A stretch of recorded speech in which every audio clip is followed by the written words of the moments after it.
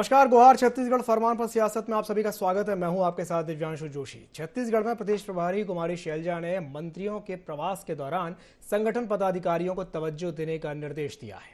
कुमारी शैलजा के इस फरमान से सियासत गर्मा गई है।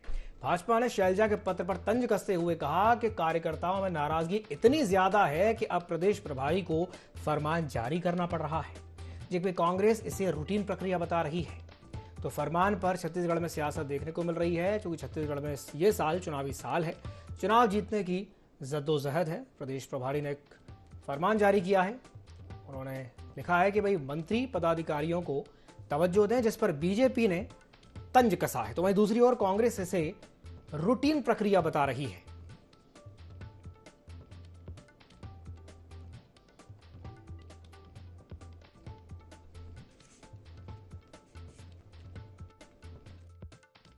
सबसे पहली बात तो ये फरमान नहीं है, रूटीन का पत्र व्यवहार है। और दूसरा ये कि सभी मंत्री जिला कांग्रेस कमेटियों के साथ लगातार बैठक करते हैं। लेकिन अभी आदरणीय प्रभारी शैलजा जी आई थी, तो कांग्रेस के कुछ पदाधिकारियों ने उनसे अनुरोध किया। तो जो राजनीतिक कार्यक्रम होंगे वहाँ निश्चित रूप से माननीय मंत्रियों को ऐसा अगर पीसीसी ने आग्रह किया है तो मैं समझता हूँ इसका पालन किया जाएगा। कांग्रेस पार्टी में असंतोष अपनी चरम सीमा को लांघ चुका है। कार्यकर्ताओं में इस कदर नाराजगी है कि बकायदा प्रदेश प्रभारी को न सिर्फ मंत्रियों को कहकर समझाना पड़ रहा है, बल्कि एक चिट्ठी का फरमान भी जारी करना पड़ रहा है और हिदायत दी जा रही है कि आप जहां जाएं कार्यकर्ताओं को सम्मान दीजिए, मंच में जगह दीजिए, क्योंकि अभी तक तो कांग्रेस में तानाशाही चल रही है। यहां जनता का सम्मान तो नहीं होता, कांग्रेस के जो कार्यकर्ता हैं उनको भी पूछा नहीं जाता। इसीलिए यह फरमान जारी किया गया है। लेकिन लगता है आते आते बहुत देर कर दी साहब। 4 साल में कार्यकर्ताओं की जो दुर्गति कांग्रेस पार्टी में हुई है, अब बचे हुए समय में इन सब चीजों से उन्हें संतुष्ट किया जा सकेगा कि नहीं, ये तो कांग्रेस पार्टी ही बता पाएगी। तो कांग्रेस की प्रदेश प्रभारी कुमारी शैलजा के एक पत्र को लेकर के सियासत गर्मा गई है और आज इसी विषय को लेकर के हम चर्चा करेंगे। और चर्चा करने के लिए हमारे साथ 3 खास मेहमान जुड़ रहे हैं। हमारे साथ चर्चा में जुड़ रहे हैं अजय गंगवानी जी, जो कि कांग्रेस प्रवक्ता हैं। साथ ही साथ हमारे साथ जुड़ रहे हैं के एस चौहान जी, जो कि बीजेपी नेता हैं। और हमारे साथ जुड़ रहे हैं डॉक्टर अजय चंद्राकर, जो कि राजनीतिक विश्लेषक हैं। आप तीनों ही मेहमानों का बहुत बहुत स्वागत है IND24 में। सबसे पहले मैं शुरुआत करना चाहूँगा गंगवानी जी से। गंगवानी जी, जिस तरीके से बीजेपी ये कह रही है कि कुमारी शैलजा जी का ये जो पत्र है, ये पत्र नहीं है बल्कि एक फरमान है, क्या कहेंगे इस पर? भारतीय जनता पार्टी के नेता, इनके जो प्रभारी हैं, इस तरह की हरकतें जो है कि इनके मानसिक दिवालियेपन का प्रतीक है। आज किसी प्रकार से कोई मुद्दा इनके पास है नहीं। आज ये किसानों की बात नहीं करेंगे, मजदूरों की बात नहीं करेंगे, महिलाओं की बात नहीं करेंगे, युवाओं की बात नहीं करेंगे। कहीं ना कहीं कांग्रेस पार्टी में शुरू से एक आंतरिक लोकतंत्र रहा है। और कहीं ना कहीं दिव्यांशु जी, एक बात और कहना चाहूंगा, अब छत्तीसगढ़ में जो चुनाव है उसमें 1 साल से भी कम समय बचा है।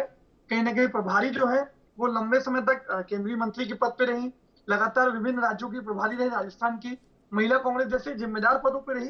तो कहीं ना कहीं जो उनका अनुभव है, उनकी संगठन की क्षमता का जो लाभ है, वो कहीं ना कहीं उसका फायदा आज छत्तीसगढ़ में कांग्रेस पार्टी को पहुंचाने का प्रयास कर रही है। आज अगर कांग्रेस के कार्यकर्ता को महत्व देने का प्रयास किया जा रहा है, आज कहीं ना कहीं प्रत्येक मंत्री किसी न किसी जिले के प्रभारी हैं, उन्होंने ये स्पष्ट इस बात को कहा कि अगर आप किसी जिले के दौरे पर हैं, वहां पे वो पार्टी कार्यालय में जाइए, जिला के पदाधिकारियों के साथ बैठक लीजिए, उनकी बातों को सुनिए, समझिए, क्या बेहतर प्रयास किए जा सकते हैं। कहीं ना कहीं कार्यकर्ताओं को जो चार्ज करने का प्रयास किया जा रहा है, और जो प्रशासनिक अधिकारी हैं, चाहे वो जिले के कलेक्टर हो, एसपी हैं, या जिम्मेदार जो पदाधिकारी हैं, उनको संबंध में निर्देश देने की बात की है कि कांग्रेस कार्यकर्ता अगर कोई मामला लेके, कोई समस्या लेके उनके पास जा रहे हैं, तो जल्द से जल्द प्रशासनिक अधिकारी उस पर कार्रवाई करके सही निर्णय तक पहुंचे।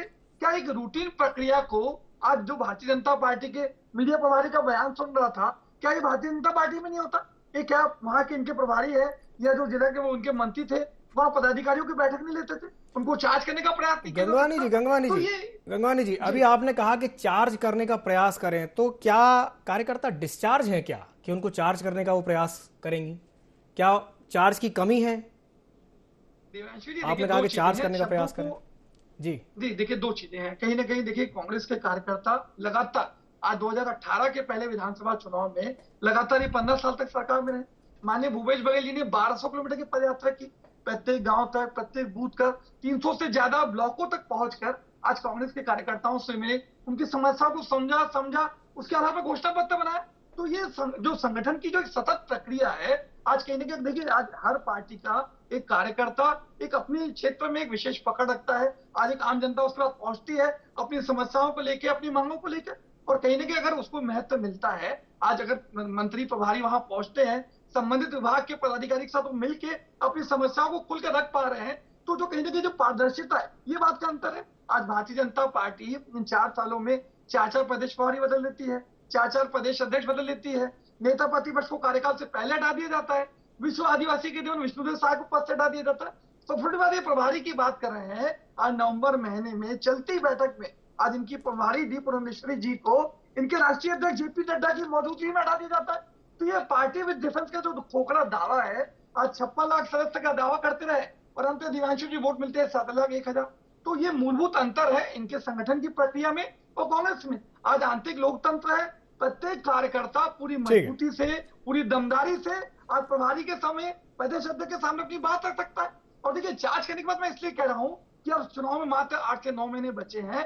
कांग्रेस कार्यकर्ताओं को आज ज्यादा मजबूती से प्रत्येक बूथ तक, जनता तक पहुंच के उनकी बातों को सुन के बेहतर निर्णय लेने का प्रयास करना पड़ेगा, जिसका फायदा में आने वाले 2023 के विधानसभा चुनाव में प्रक्रिया है। सतत प्रक्रिया, रूटीन प्रक्रिया है, जिसमें राजनीति जो करने का प्रयास है वो आपत्तिजनक है। ठीक है, चलिए, इस पर राजनीति नहीं होनी चाहिए, राजनीति करना ही अपने आप में आपत्तिजनक है, ऐसा कहना है गंगवानी जी का। चौहान साहब, क्या कहेंगे गंगवानी जी की बात पर? इस पर तो राजनीति होनी ही नहीं चाहिए, क्या कहेंगे?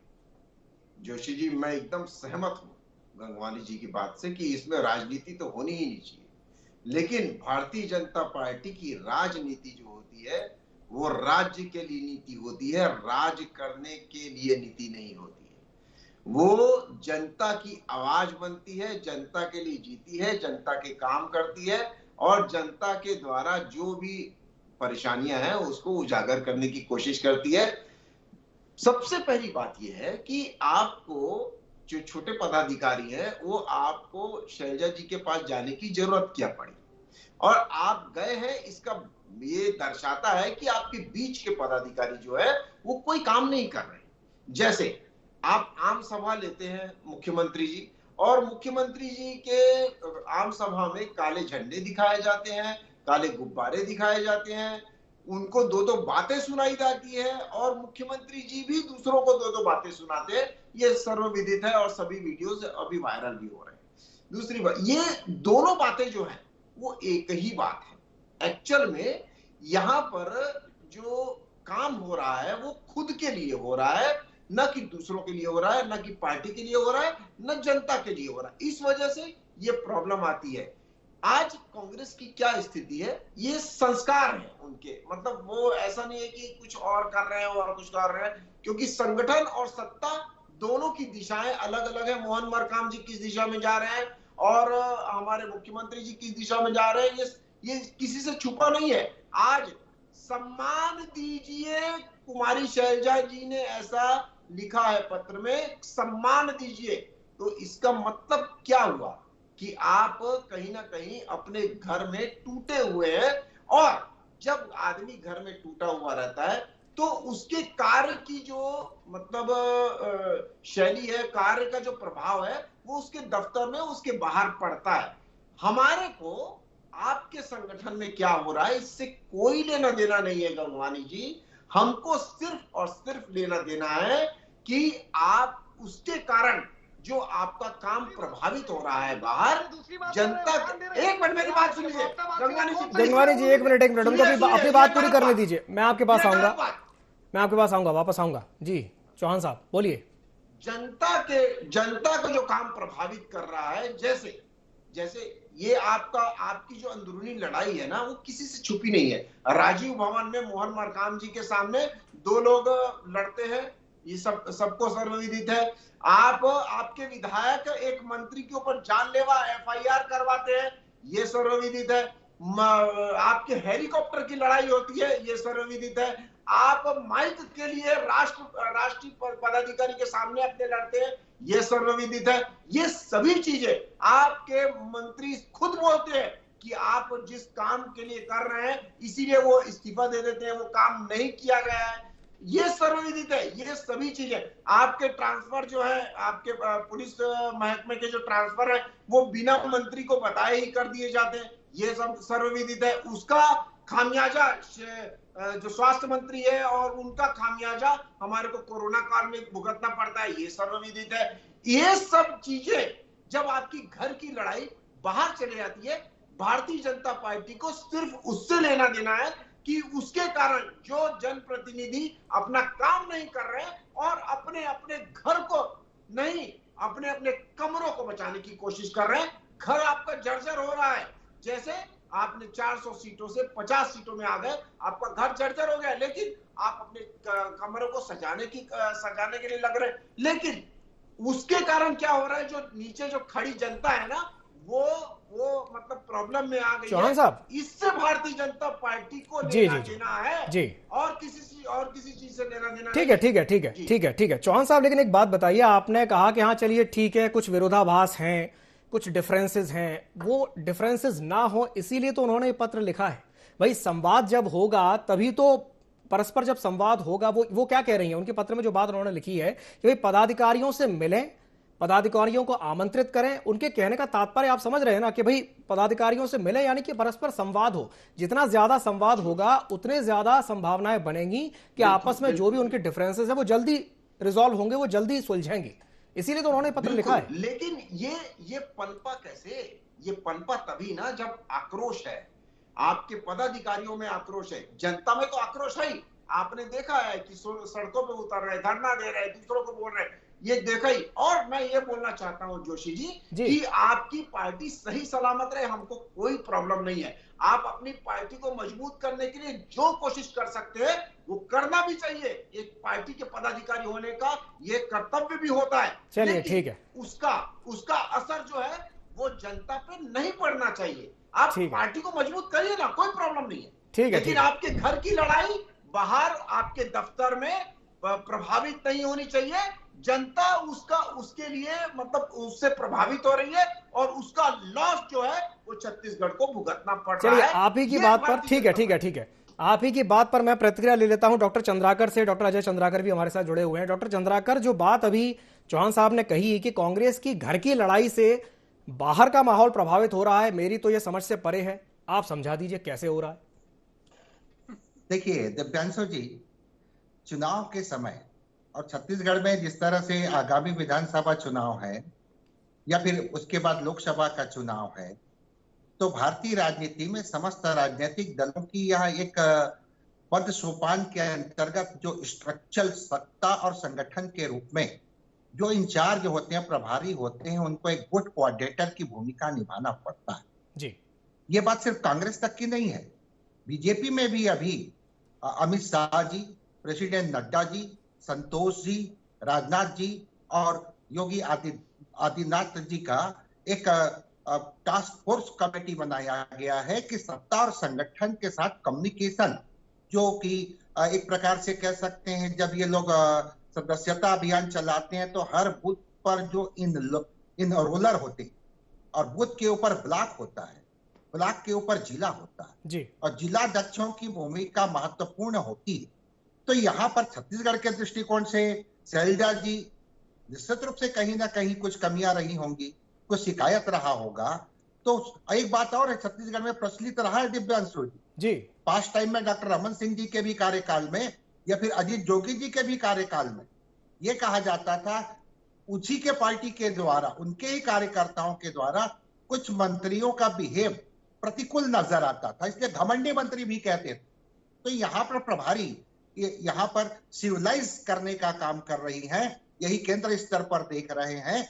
तो ये भारतीय राजनीति में वोटिंग बिहेवियर का मामला आता है, हम चुनाव की बात आती है तो हर कोऑर्डिनेटर की भूमिका में प्रभारियों की या प्रेसिडेंट की भूमिका होती है।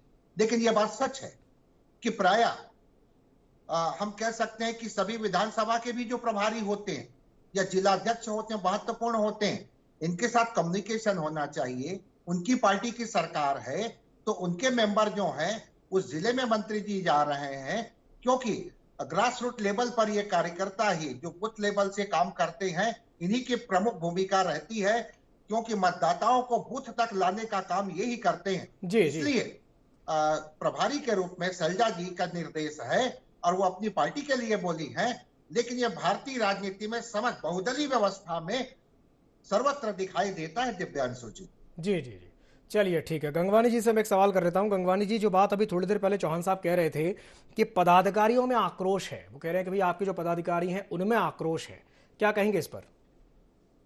देखिए, चौहान जी का जो आरोप है पूरी तरह झूठ और निराधार है। कहीं ना कहीं देखिए, दो चीजें अलग अलग कहना चाहूंगा। इनके प्रभारी अमित चिमनानी जी इस पे बयान देने की बात करते हैं, और यहाँ बैठ के चौहान जी बोलते हैं हमको कोई मतलब नहीं, राजनीति नहीं कर रहे हैं। कोई एक तो झूठ बोल रहा है, या तो इनका प्रभारी जो है अमित चिमनानी झूठ बोल रहे हैं, या तो चौहान जी यहाँ झूठ बोल रहे हैं। ये राजनीति करने का प्रयास भी कर रहे हैं और बोलते हैं हमको कोई मतलब नहीं है। कहीं ना कहीं भारतीय जनता पार्टी के चाहे नेता हो, इनके प्रवक्ता हो, ये पूरी तरह खाली हो चुके हैं। आज ये अपने घर संभालने की स्थिति में नहीं है। चौहान दिव्यांशु जी, आज 14 विधायक हैं जो 6-6 गुट में बटे हैं। रमन सिंह जी का अलग गुट है, ब्रिजमोहन अग्रवाल जी का अलग गुट है, अजय चंदाका जी का अलग गुट है, प्रेम प्रकाश पांडे, सरोज पांडे।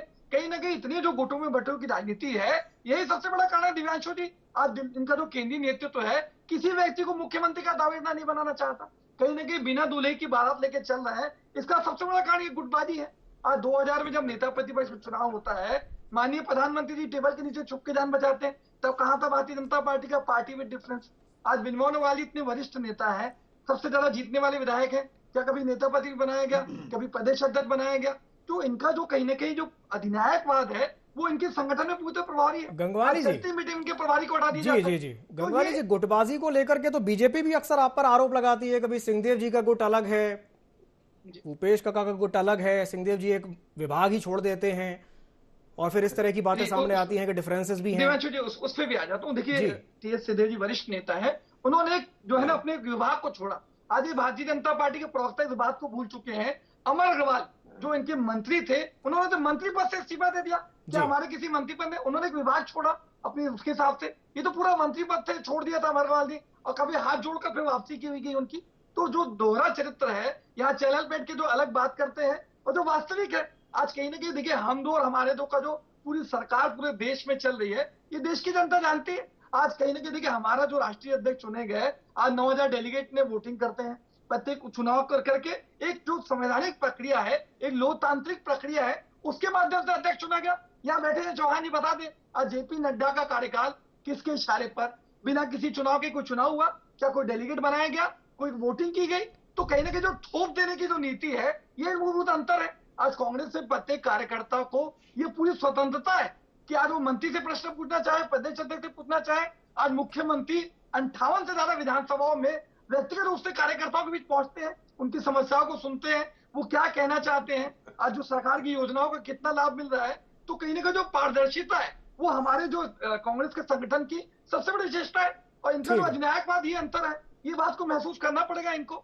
आज क्या इनकी स्थिति बन चुकी है, मुझे बता दें। सबसे एक मेरा छोटा सा प्रश्न है, आज इनके मुख्यमंत्री का कौन दावेदार है, मुझे बता दें, और क्यों घोषित नहीं करना चाहते? आज कहीं ना कहीं छोटा सा उदाहरण दे दूं, आज रासुका का विरोध करते हैं। आज 2018 इनकी 5 साल सरकार रही, यही भारतीय जनता पार्टी 9 बार रासुका लागू करते। आज पूरे देश में राष्ट्रीय सुरक्षा कानून केंद्र सरकार के अधीन है। आज उत्तर प्रदेश में, मध्य प्रदेश में, गोवा में, कर्नाटक में, सभी भारतीय जनता पार्टी की सरकारों में रासुका लागू है।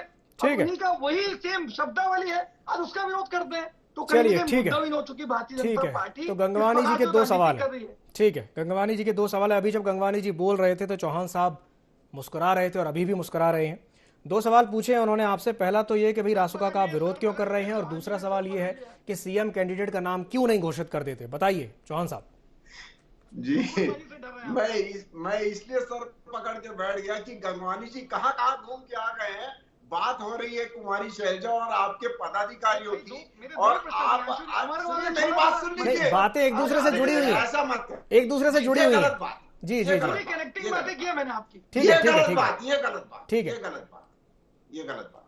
मैं ये बोल रहा हूँ, जी जी, बोलिए चौहान साहब। कहाँ घूम के आ गए हैं आप, कहाँ घूम के आ गए हैं? अरे भाई, बात आपके पदाधिकारियों की हो रही है कि वो असंतोष में है, आपका घर असंतोष में है, इस वजह से बाहर जो मेरा निवेदन है उसका जी जी जी जी मैं लूंगा, मैं जवाब उनसे ले रहा हूँ जी। पड़ रहा है। और रही बात हमारी माननीय अमित चिमनानी जी की, तो उनका एक वर्ड यही इंटेंशन दे रहा है कि हमारे को छत्तीसगढ़ की जनता और छत्तीसगढ़ प्रदेश से लेना देना है। आपके संगठन में क्या होता है इससे कोई लेना देना नहीं है। जो वर्ग प्रभावित हो रहा है उनकी हर बात आप फिर से निकाल के देख लीजिए, उनकी हर बात यही दर्शाएगी। रही बात हमारे चेहरे की, तो ये क्वेश्चन किसका है जोशी जी? आज ये जनता का क्वेश्चन नहीं है।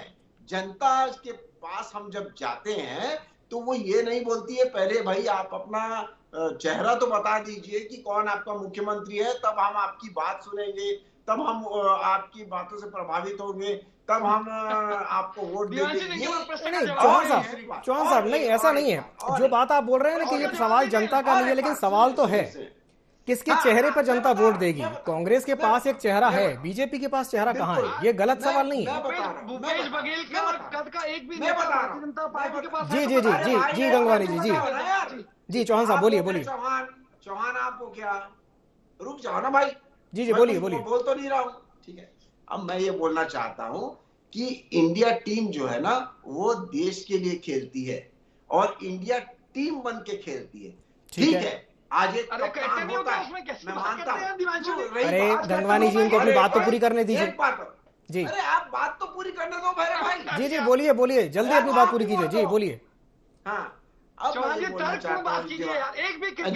जोशी जी ठीक है वो उदाहरण दे रहे हैं, इंडियन क्रिकेट टीम का उदाहरण, क्रिकेट से राजनीति को जोड़ने की कोशिश कर रहे हैं। चलिए ठीक है चौहान साहब जल्दी अपनी बात पूरी कीजिए।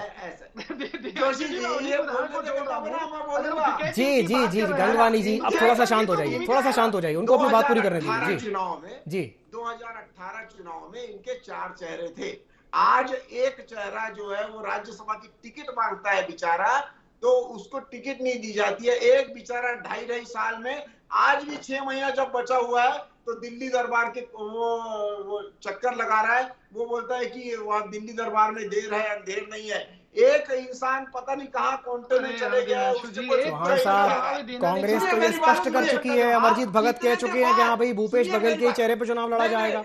मेरी बात सुन लीजिए जी। मेरी बात सुन क्यों भाग रहे मेरी बात सुन लीजिए। अरे नहीं कोई नहीं भाग रहा, कोई नहीं भाग रहा। देखिए हम जी चौहान साहब बोलिए। अपने कामों के आधार पे, कमल फूल के आधार पे, जो हमारी पहचान है उसके आधार पे, जो हमारा लक्ष्य है उसके आधार पे, जो हमारी सोच है उसके आधार पे, जो हमारी जो धारणा है उसके आधार पे हम चुनाव लड़ेंगे। ठीक है, चेहरा कोई भी हो लेकिन टीम बन के लड़ेंगे। चलिए बहुत बढ़िया। चेहरा कोई भी हो टीम बन करके लड़ेंगे, ये बड़ी अच्छी बात आपने कही। चेहरा कोई भी हो टीम बन करके लड़ेंगे। चलिए इसी पर मैं अंतिम प्रतिक्रिया लेना चाहूंगा, उसके बाद समाप्त करेंगे कार्यक्रम। डॉक्टर चंद्राकर जी, डॉक्टर चंद्राकर ये बात जो अभी उन्होंने कही चौहान साहब ने कि चेहरा कोई भी हो टीम बन करके लड़ेंगे, आपकी प्रतिक्रिया क्या कहेंगे इस पर? देखिए दिव्यांशु जी, प्रायः विपक्ष में जो पार्टियां होती हैं वो सामान्य तौर पर चेहरा पहले से डिक्लेयर नहीं करती हैं और बीजेपी भी उसका निर्वहन कर रही बात कुमारी शैलजा जी का, तो यहाँ छत्तीसगढ़ में कांग्रेस का एक प्रशिक्षण अभियान चलाया गया जी, जिसमें युवा कांग्रेस, एनएसयूआई, महिला कांग्रेस, किसान संगठन ये सब शामिल थे। तो मंत्रियों का कार्यक्रम जब होता है तो इन लोगों के साथ तालमेल बना करके अब सत्ता को जो सत्ता में रह करके जो नीतियां जो भूपेश सरकार अपनाई है उसको कैसे कन्वे किया जाए, इस विषय के ऊपर शैलजा जी निर्देश दी हैं। और ये स्वाभाविक है कि सत्ता जब रहती है तो संगठन में कई वर्ग रहते हैं जिनकी पूछपरछ उनको लगता है कि कम हो गई है, तो उसको पुनः और अधिक सक्रिय करने का एक प्रयास है। दिव्यांशु जी चलिए ठीक है, आप तीनों मेहमानों को हमारे साथ जुड़ने के लिए बहुत बहुत धन्यवाद, चर्चा में शामिल होने के लिए बहुत बहुत धन्यवाद। तो आज इस विषय पर हमने चर्चा की है कि छत्तीसगढ़ में प्रदेश प्रभारी कुमारी शैलजा ने मंत्रियों के प्रवास के दौरान संगठन पदाधिकारियों को तवज्जो देने के निर्देश दिए हैं। कुमारी शैलजा के इस फरमान से सियासत गर्मा गई है, जहां बीजेपी ने इस पत्र पर तंज भरे अंदाज में तंज कसते हुए ये कहा है कि भाई ये तो कार्यकर्ताओं के लिए एक फरमान है। तो वहीं दूसरी ओर कांग्रेस का कहना यह है कि नहीं भाई ये एक रूटीन प्रक्रिया है, उसमें फरमान जैसा कुछ भी नहीं है। अब देखने वाली बात यह होगी कि कुमारी शैलजा के इस पत्र के बाद कांग्रेस में वो क्या क्या बदलाव आते हैं जो आगे कांग्रेस को फायदा पहुंचाएंगे। तो गुहार छत्तीसगढ़ में फिलहाल के लिए इतना ही, मुझे दीजिए इजाजत और आप बने रहिए ND24 के साथ। नमस्कार।